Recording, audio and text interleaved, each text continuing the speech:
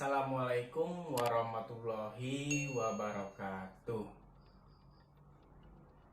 Ya, sebelumnya selamat datang di channel saya, di channel Padi Rendong.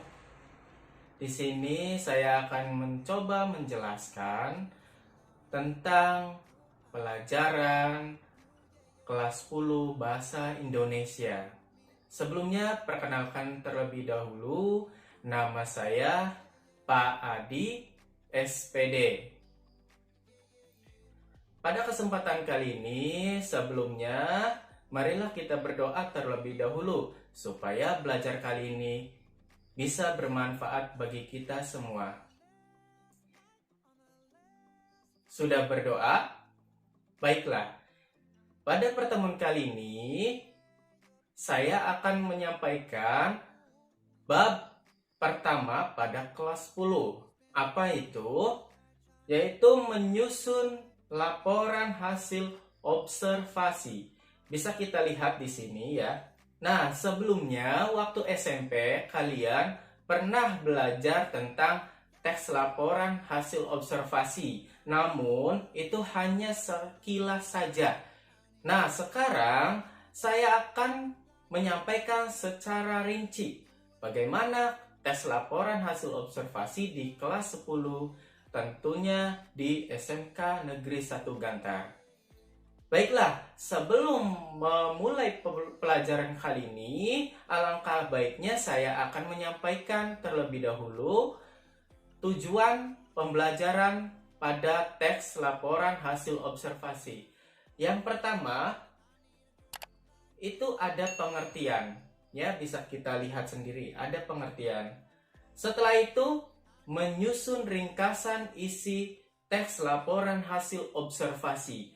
Karena pada kelas 10 mengidentifikasi teks, maka di sini kalian mencoba untuk mengidentifikasi teks laporan hasil observasi. Apa saja isi informasi yang terdapat dalam teks laporan hasil observasi. Paham ya?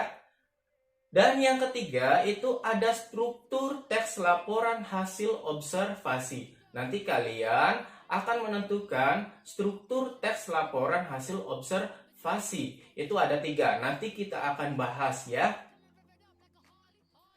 Yang keempat, menganalisis kebahasaan teks laporan hasil observasi. Di dalam teks laporan hasil observasi itu banyak menggunakan bahasa-bahasa yang baku yang harus kalian pahami ya, supaya ketika kalian menyusun teks laporan hasil observasi itu akan mudah. Dan yang terakhir, ini masih berkaitan dengan kebahasaan teks laporan hasil observasi, yaitu kalimat simpleks dan kompleks ya. Untuk itu, pada pembelajaran hari ini akan saya lanjutkan pada pengertian teks laporan hasil observasi. Kita lihat. Nah, pengertian teks laporan hasil observasi bisa kalian lihat dan baca, setelah itu simak ya. Teks laporan hasil observasi adalah teks yang berisi penjabaran umum atau melaporkan sesuatu berupa hasil dari pengamatan ya. Jadi kalian tahu tidak kalau misalnya reporter TV itu sebelum menayangkan atau mencetak di koran itu biasanya melakukan sebuah pengamatan, baik itu pengamatan dari pengamatan lingkungan, pemandangan, maupun pengamatan dari suatu objek, begitu ya. Kalian pernah membaca artikel?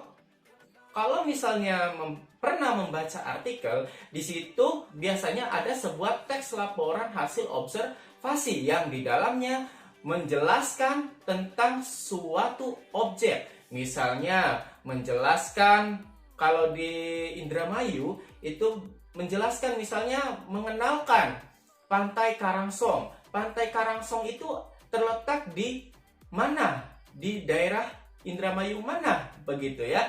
Meskipun tidak datang ke Pantai Karangsongnya itu sudah mengetahui karena orang yang membaca itu sudah membaca teks laporan hasil observasi, begitu ya. Paham? Nah, teks laporan observasi juga disebut teks klasifikasi karena memuat klasifikasi mengenai jenis-jenis sesuatu berdasarkan kriteria tertentu, begitu ya. Sampai di sini paham tidak? Ya, kalau misalnya paham, kita lanjutkan ke menyusun ringkasan isi teks laporan hasil observasi.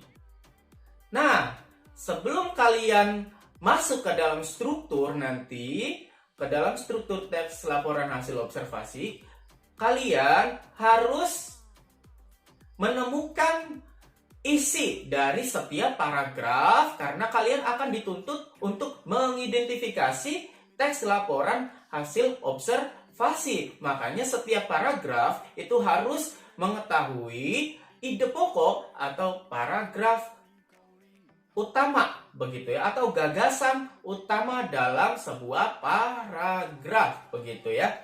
Nah, untuk menentukan ide pokok gagasan utama dalam suatu paragraf, maka kita harus perhatikan ada 3 cara, begitu ya. Yang pertama, gagasan utama paragraf terdapat di dalam kalimat utama. Ingat, kalau kalimat utama itu ada di awal paragraf. Ya, awas. Kalau kalimat utama biasanya di awal paragraf. Awas ya, harus diingat-ingat. Yang kedua, cara paling mudah menentukan gagasan utama paragraf adalah dengan menemukan kalimat utamanya terlebih dahulu. Kalau kalimat utamanya sudah ketemu, nanti paragraf tersebut akan mudah menemukan ide pokoknya atau gagasan utamanya. Tadi kalau misalnya kalimat utamanya itu ada di awal kalimat, berarti itu gagasan utamanya atau ide pokoknya ya. Yang ketiga, jika terdapat 2 paragraf atau lebih, maka cari ide pokok tiap-tiap paragraf, gagasan utama paragraf terlebih dahulu.